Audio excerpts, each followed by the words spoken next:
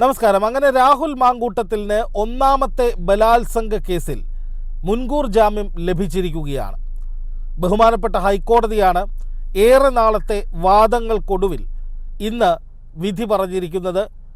രാഹുൽ മാങ്കൂട്ടത്തിനെ എതിർക്കുന്നവർക്ക് കടുത്ത നിരാശയും പരാതി കൊടുത്ത യുവതിക്ക് കനത്ത തിരിച്ചടിയും, രാഹുൽ മാങ്കൂട്ടത്തിനെ അനുകൂലിക്കുന്നവർക്ക് വലിയ ആവേശവും സന്തോഷവും രാഹുൽ മാങ്കൂട്ടത്തിന് തിരിച്ചുവരവിനുള്ള സാധ്യതയും ഒരുക്കുന്ന ഒരുപാട് തലങ്ങളെ സ്പർശിക്കുന്ന ഒരു വിധിയാണ് ബഹുമാനപ്പെട്ട ഹൈക്കോടതി നടത്തിയിരിക്കുന്നത് എന്നുള്ളതാണ് ഇതിലേറ്റവും പ്രധാനപ്പെട്ട വസ്തുത. ജസ്റ്റിസ് കൗസർ എടപ്പകത്തിൻ്റെ ബെഞ്ചാണ് ഈ വിധി പ്രസ്താവിച്ചിരിക്കുന്നത്. ചില നിബന്ധനകൾ രാഹുൽ മാങ്കൂട്ടത്തിന് മുന്നിൽ വെച്ചുകൊണ്ട് തന്നെയാണ് ഈ ജാമ്യം നൽകിയിരിക്കുന്നത്. അതിലേറ്റവും പ്രധാനപ്പെട്ടത് 1 ലക്ഷം രൂപയുടെ ബോണ്ട് കെട്ടിവെക്കണമെന്നതാണ്. അതോടൊപ്പം 2 പേരുടെ ആൾജാമ്യവും വേണം. അത് രണ്ടും രാഹുൽ തയ്യാറാക്കിയിട്ടുണ്ട്. അതിൽ ഒരു പ്രശ്നവുമില്ല. പിന്നെ പറയുന്നത് 16-ാം തീയതി SITക്ക് മുന്നിൽ ഹാജരാകണം, സ്പെഷ്യൽ ഇൻവെസ്റ്റിഗേഷൻ ടീമിന് മുന്നിൽ ഹാജരാകണം. വേണമെങ്കിൽ പോലീസിന് രാഹുൽ മാങ്കൂട്ടത്തിനെ കസ്റ്റഡിയിൽ വെച്ച് ചോദ്യം ചെയ്യാം. അറസ്റ്റ് രേഖപ്പെടുത്തുകയാണെങ്കിൽ ജാമ്യം കൊടുക്കണം എന്ന് കൃത്യമായി ഈ വിധിയിൽ പറയുന്നുണ്ട്. അതിൻ്റെ അർത്ഥമെന്ന് പറയുന്നത് രാഹുൽ മാങ്കൂട്ടത്തിനെ ഇനി അറസ്റ്റ് ചെയ്ത് ജയിലിലിടാനോ അറസ്റ്റ് ചെയ്ത് ഭേദ്യം ചെയ്യാനോ നിലനിൽക്കുന്ന ഒരു കേസുകളുടെയും അടിസ്ഥാനത്തിൽ പോലീസിന് കഴിയില്ല എന്നുള്ളത് തന്നെയാണ്. നമുക്കറിയാം, ആദ്യത്തെ കേസിലായിരുന്നു, ഈ കേസിലായിരുന്നു മുൻകൂർ ജാമ്യം ലഭിക്കാനായിട്ട് വൈകിയത്. പക്ഷെ അത്രയും നേരം അല്ലെങ്കിൽ അത്രയും സമയം, അത്രയും നാൾ രാഹുലിനെ അറസ്റ്റ് ചെയ്യരുത് എന്ന് ആദ്യം മുതലേ ബഹുമാനപ്പെട്ട ഹൈക്കോടതി കൃത്യമായ നിലപാട് സ്വീകരിച്ചിരുന്നു. രണ്ടാമത്തെ കേസിൽ ആ കേസുമായി ചെന്നപ്പോൾ തന്നെ മുൻകൂർ ജാമ്യം സെഷൻസ് കോടതി കൊടുത്തിരുന്നു. മൂന്നാമത്തെ കേസിലാണ് റിമാൻഡ് ഉൾപ്പെടെയുള്ള നടപടികളിലേക്ക് പോയത്. 18 ദിവസത്തെ ജയിൽവാസത്തിന് ശേഷം പത്തനംതിട്ട ജില്ലാ കോടതി രാഹുലിന് ജാമ്യം അനുവദിക്കുന്ന സാഹചര്യമുണ്ടായി. അപ്പോൾ 3 കേസുകളിലും ഇപ്പോൾ നിർണായകമായ കോടതി ഇടപെടലുകളുണ്ടായി. ഈ ഇടപെടലുകളെല്ലാം രാഹുലിന് അനുകൂലമാണ്. അതിൽ തന്നെ ഈ ആദ്യത്തെ പരാതിയിന്മേൽ കോടതി ഇത്രയും സുദീർഘമായ വാദങ്ങൾ കേട്ട് രാഹുലിൻ്റെ വാദങ്ങൾ മുഴുവൻ പരിഗണിച്ച് അത് പരാതിയുമായി തട്ടിച്ചു നോക്കി ഒരു വിശദമായ വാദം തന്നെ, അതായത് ഒരു ട്രയൽ എന്ന് പറയുന്ന ഒരു കേസ് അതിൻ്റെ ട്രയൽ നടക്കുന്ന അതേപോലെ അല്ലെങ്കിൽ അതിനോടൊക്കെ ചേർത്ത് വയ്ക്കാവുന്ന രീതിയിൽ തന്നെ വിശദമായി 2 ഭാഗവും പരിശോധിച്ചിട്ടാണ് ഇത്രയും വ്യക്തമായ ഒരു വിധി കോടതിയുടെ ഭാഗത്ത് നിന്ന് ഉണ്ടായത്. നോക്കുക, ഇതിൽ പരാതി കൊടുത്ത യുവതിക്കടക്കം കനത്ത തിരിച്ചടി കിട്ടുന്ന നിരവധി ഘടകങ്ങൾ ഈ മുൻകൂർ ജാമ്യാപേക്ഷയുടെ വിധിയിലുണ്ട് എന്നുള്ളതൊരു യാഥാർത്ഥ്യമാണ്. അത് ചിലതൊക്കെ മാധ്യമങ്ങളിലൂടെ പുറത്തു വന്നിട്ടുണ്ട്. പക്ഷെ നമ്മളത് വിശദമായി പരിശോധിക്കുമ്പോൾ കൃത്യമായി രാഹുൽ മാങ്കൂട്ടത്തിന് ഈ കേസിൽ നിന്ന് തന്നെ കുറ്റവിമുക്തനാകാനുള്ള എല്ലാ ഘടകങ്ങളും അതിൽ ഉണ്ട് എന്നുള്ളതാണ് യാഥാർത്ഥ്യം. അതിലേറ്റവും പ്രധാനപ്പെട്ടത്, രാഹുൽ മാങ്കൂട്ടത്തിനെതിരെ ഈ പീഡന പരാതി കൊടുത്ത യുവതി ആദ്യഘട്ടത്തിൽ ആ യുവതിയുടേതായി ചില ഓഡിയോ ക്ലിപ്പുകളാണ് പുറത്തു വന്നത്. യുവതി പരാതി കൊടുക്കുകയോ പോലീസ് സ്റ്റേഷനുകളിൽ ഏതെങ്കിലും തരത്തിൽ നീതിക്കായി സമീപിക്കുകയോ ഒന്നും ചെയ്യുന്ന സാഹചര്യം ഉണ്ടായിട്ടില്ല. അവരുടേതായി ചില ഓഡിയോ ക്ലിപ്പുകൾ പുറത്തു വരുന്നു. രാഹുൽ ഭ്രൂണഹത്യ നടത്തി എന്ന തരത്തിൽ ചാനലുകളിൽ വാർത്ത വരുന്നു. റിപ്പോർട്ടർ ചാനലും ന്യൂസ് മലയാളം 24-ഉമാണ് നമുക്കറിയാം ഈ വാർത്ത ആളിക്കത്തിച്ചത്. ഈ 2 ചാനലുകളും CPMന് വേണ്ടി വിടുപണി ചെയ്യുന്ന ചാനലുകളാണ്. ഇതിലെ ചില അവതാരങ്ങൾ CPMൻ്റെ അടിമകളാണ് എന്ന തരത്തിൽ കേരളത്തിൽ വ്യാപകമായ വിമർശനങ്ങൾ നിലനിൽക്കുന്നുണ്ട്. ആ ഘട്ടത്തിൽ തന്നെയാണ് ഇവർ അത്തരത്തിൽ രാഹുൽ വിഷയം ആളിക്കത്തിച്ചത്. അങ്ങനെ ഒരുപാട് ഓഡിയോ ക്ലിപ്പുകളും ചില ടെക്സ്റ്റ് മെസ്സേജുകളുടെയൊക്കെ വാട്സപ്പ് മെസ്സേജുകളുടെയൊക്കെ സ്ക്രീൻഷോട്ടുകളും ആദ്യം പൊതുസമൂഹത്തിന് മുന്നിലിട്ടിട്ട് രാഹുൽ ഒരു സ്ത്രീ പീഡകനാണ്, പെണ്ണുപിടിയനാണ് എന്നൊക്കെ വരുത്തി തീർക്കാനുള്ള ശ്രമങ്ങളായിരുന്നു ആദ്യമുണ്ടായത്. അപ്പോൾ അതിനുശേഷം രാഹുൽ കുറച്ച് നാൾ വീട്ടിൽ പോയിരുന്നു, തിരിച്ചു വന്നു, സജീവമായി. പിന്നെ വീണ്ടും ചില ഓഡിയോ ക്ലിപ്പുകൾ വരുന്നു. അതിനുശേഷമാണ് പരാതി വരുന്നത് തദ്ദേശ തെരഞ്ഞെടുപ്പിൻ്റെ സമയത്ത്. പിന്നെ ആ പരാതിയുമായി ബന്ധപ്പെട്ട് ചില ഓഡിയോ ക്ലിപ്പുകൾ കൂടി പുറത്തു വരുന്നു. വ്യാപകമായ ചർച്ചകൾ മാധ്യമങ്ങൾ നടത്തുന്നു. CPMും BJPയും ഒക്കെ പ്രക്ഷോഭത്തിലേക്ക് ഇറങ്ങുന്നു.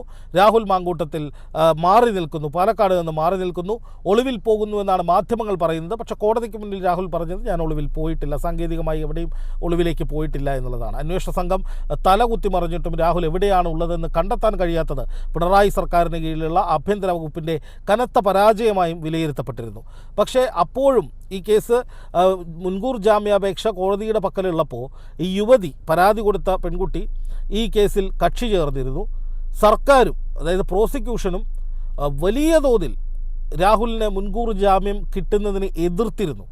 ഇപ്പോൾ യുവതി കേസിൽ കക്ഷി ചേർന്ന് പറഞ്ഞത് രാഹുലിന് ഒരുപാട് പിന്തുണയുണ്ട്, അയാൾ വലിയ രാഷ്ട്രീയ നേതാവാണ്, തന്നെ അവഹേളിക്കാൻ വേണ്ടിയിട്ടുള്ള സൈബർ ടീം രാഹുലിൻ്റെ കൈവശമുണ്ട്, അപ്പോൾ രാഹുലിന് ജാമ്യം കൊടുത്താൽ കേസ് അട്ടിമറിക്കപ്പെടാനുള്ള സാധ്യതയുണ്ട് എന്ന നിലയിലൊക്കെ ആരോപണങ്ങൾ ഉന്നയിച്ചിട്ടാണ് ഈ യുവതി കേസിൽ കക്ഷി ചേരുന്നത്. പ്രോസിക്യൂഷൻ ആവട്ടെ, അതായത് ഡയറക്ടർ ജനറൽ ഓഫ് പ്രോസിക്യൂഷൻ നേരിട്ട് കോടതിയിൽ ഹാജരായിട്ടാണ് പറഞ്ഞത് രാഹുൽ മാങ്കൂട്ടത്തിന് ജാമ്യം കൊടുക്കരുത്, ഒരു കാരണവശാലും ജാമ്യത്തിലേക്ക് പോകാൻ പാടില്ല, കാരണം രാഹുൽ ഒരു ഹാബിച്വൽ ഒഫൻഡറാണ്, ഇത്തരത്തിൽ നിരവധി പെണ്ണുകേസുകൾ രാഹുലിനെതിരെയുണ്ട്, അപ്പോൾ രാഹുലിന് ജാമ്യം കൊടുത്താൽ അത് സമൂഹത്തിന് തെറ്റായ സന്ദേശമായിരിക്കും നൽകുക എന്നൊക്കെ സർക്കാർ വലിയ വാദങ്ങൾ കോടതിയിൽ പറഞ്ഞു. അതായത് ഒരിക്കലും രാഹുലിന് ജാമ്യം കിട്ടരുത്. ഈ കേസിൽ ആദ്യത്തെ കേസാണ് രാഹുലിന് എതിരാളികൾ മുന്നോട്ട് വയ്ക്കുന്ന പ്രസ്റ്റീജിയസ് ആയിട്ടുള്ളൊരു കേസ്. അതായത് രാഹുൽ രാഷ്ട്രീയ പ്രേരിതമായിട്ടാണ് തനിക്കെതിരെ വേട്ട നടന്നത് എന്ന് രാഹുലിൻ്റെ പിന്തുണയ്ക്കുന്നവർ, രാഹുലിൻ്റെ അഭിഭാഷകരൊക്കെ ഉയർത്തി കാണിക്കുന്ന ഈ ആദ്യത്തെ കേസ് രാഹുലിൻ്റെ എതിരാളികളെ സംബന്ധിച്ച് അത് പ്രസ്റ്റീജിയസ് ആയിട്ടുള്ളൊരു കേസാണ്. ആ കേസിൽ തിരിച്ചടി കിട്ടാൻ പാടില്ല, ആ കേസാണ് പ്രാഥമികമായ കേസ്. പക്ഷെ അവിടെയാണ് ഇപ്പോൾ മുൻകൂർ ജാമ്യം കോടതി കൊടുത്തിരിക്കുന്നത്. അപ്പോൾ പോലീസും സർക്കാരുമൊക്കെ തലകുത്തി മറിഞ്ഞ് രാഹുലിന് ജാമ്യം കൊടുക്കാതിരിക്കാൻ വേണ്ടിയിട്ടുള്ള സകലമാന വാദങ്ങളും കോടതിയിൽ ഉന്നയിച്ചു. പക്ഷെ അന്ന് കോടതി ചോദിച്ചൊരു കാര്യം, രാഹുൽ മാങ്കൂട്ടത്തിനെതിരായിട്ട് നിങ്ങൾ മറ്റ് കേസുകളുണ്ട് എന്ന് പറയുന്നു, പക്ഷേ ആദ്യത്തെ കേസ് ഇതാണല്ലോ, ഇതിന് ശേഷമാണല്ലോ മറ്റു കേസുകൾ വന്നത്, ഇപ്പോൾ ആദ്യത്തെ കേസിൻ്റെ ജാമ്യമല്ലേ പരിഗണിക്കുന്നത്, അപ്പോൾ മറ്റു കേസുകൾ ഇല്ലല്ലോ, ആ സമയത്ത് മറ്റ് കേസുകളില്ലല്ലോ, പിന്നെ എന്തിനാണ് അത് ഈ കോടതി ചർച്ച ചെയ്യുന്നത് എന്നുള്ളത് ഒരു വാദമെന്ന് കോടതി ചോദിച്ചിരുന്നു. അന്നേ അറിയാമായിരുന്നു രാഹുലിന് ജാമ്യം കിട്ടാനുള്ള സാധ്യതകൾ ഏറെയാണ് എന്ന്. പിന്നെ ഈ യുവതി നൽകിയ പരാതിയുടെ ചില കാര്യങ്ങൾ, ആ പരാതിയുമായി ബന്ധപ്പെട്ട ചില കാര്യങ്ങൾ കോടതി എടുത്തു പറഞ്ഞത് കഴിഞ്ഞ ദിവസം നമ്മൾ കണ്ടതാണ്. അതായത് 17-ാം തീയതി പീഡനം നടന്നു എന്ന് യുവതി പറയുന്നു, അന്ന് ബ്രൂട്ടലായിട്ടുള്ള പീഡനം നടന്നു എന്ന് പറയുന്നു. പക്ഷെ അതിനുശേഷം വീണ്ടും ഈ യുവതിയും രാഹുലും തമ്മിൽ കൂടിക്കാഴ്ച നടത്തിയിട്ടുണ്ട്, പാലക്കാട് നിന്നിട്ടുണ്ട്. അപ്പോൾ അതൊക്കെ എങ്ങനെയാണ് സംഭവിക്കുക, പീഡിപ്പിച്ച ഒരാളെ പിന്നെ എങ്ങനെ പോയി കാണുന്നു, അങ്ങനെയുള്ള ചില സാങ്കേതികമായിട്ടുള്ള കാര്യങ്ങളൊക്കെ കോടതി പറഞ്ഞിട്ടുണ്ട്. എന്തായാലും അതിൻ്റെ മെറിറ്റിലേക്ക് പോകുന്നില്ല, കാരണം അത് ബഹുമാനപ്പെട്ട കോടതിയാണ് ഈ കേസിൽ അന്തിമ വിധി പറയേണ്ടത്. അതുകൊണ്ട് നമ്മളതിൻ്റെ മെറിറ്റൊന്നും ചർച്ച ചെയ്യുന്നില്ല. പക്ഷേ ഇങ്ങനെ ചില ചർച്ചകൾ ഇതുമായി ബന്ധപ്പെട്ട് കോടതിയിൽ നടന്നിരുന്നു, നിരീക്ഷണങ്ങൾ നടന്നിരുന്നു. പക്ഷേ ഇതിൽ മനസ്സിലാക്കാൻ കഴിയുന്ന ഏറ്റവും പ്രധാനപ്പെട്ട കാര്യമെന്ന് പറയുന്നത് രാഹുൽ മാങ്കൂട്ടത്തിനെ സംബന്ധിച്ച് വളരെ നിർണായകമായിട്ടുള്ള ഒരു വിധിയാണ് ഇത് എന്നുള്ളത് തന്നെയാണ്. അതായത് രാഹുലിന് ഇപ്പം നിലവിൽ നിയമപരമായി മുന്നോട്ട് പോകുന്നതിൽ യാതൊരു തടസ്സവുമില്ല.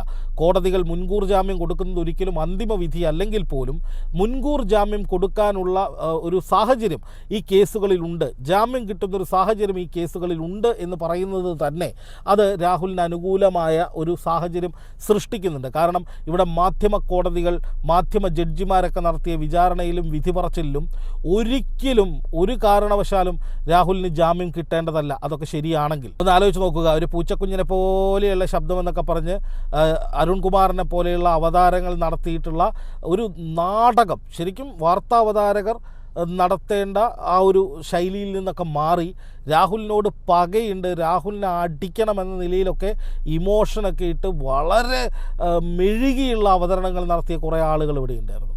അവർ പറയുന്നത് സത്യമായിരുന്നുവെങ്കിൽ, അവർ നടത്തിയ വിധി പ്രസ്താവം സത്യമായിരുന്നുവെങ്കിൽ അതിനോട് ചേർന്ന് നിൽക്കുന്ന രീതിയിലായിരിക്കണം കോടതി ഇടപെടേണ്ടത്. പക്ഷേ ഇവിടെ കോടതി മാധ്യമ ജഡ്ജിമാർ നടത്തിയ ജഡ്ജ്മെൻറ്റിന് നേരെ ഓപ്പോസിറ്റാണ് കോടതിയിൽ നടന്നിട്ടുള്ള വ്യവഹാരങ്ങൾ, യഥാർത്ഥ ജഡ്ജിമാർ നടത്തിയിട്ടുള്ള നിരീക്ഷണങ്ങളെന്ന് നമുക്ക് മനസ്സിലാക്കാവുന്ന കാര്യമാണ്.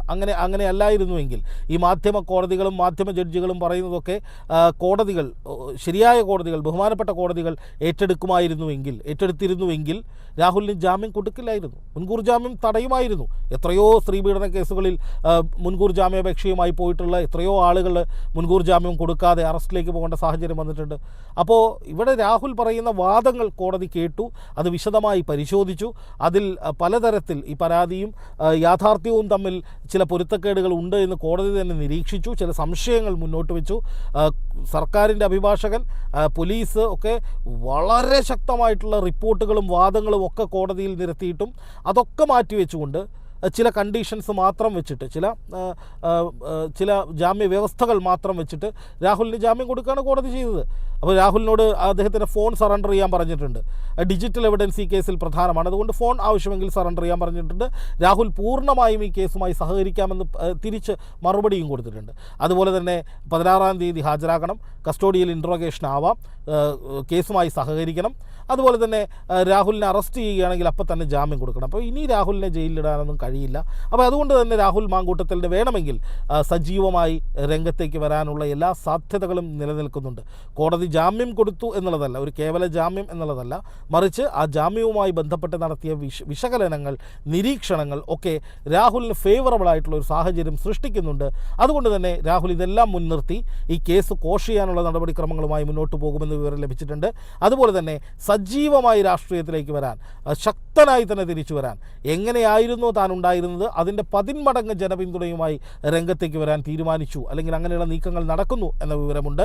ഇപ്പോൾ രാഹുലിന് വലിയ പിന്തുണയുമുണ്ട്.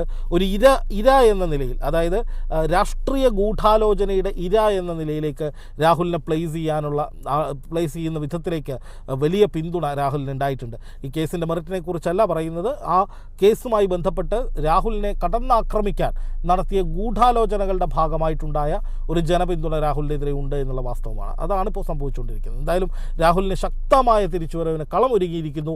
കോടതിയുടെ ഇന്നത്തെ വിധിയോടുകൂടി രാഹുൽ പരിപൂർണമായി സജീവ രാഷ്ട്രീയത്തിലേക്ക് വരാൻ ഉള്ള കളം ഒരുങ്ങുകയാണ് എന്നുള്ളതാണ് യാഥാർത്ഥ്യം.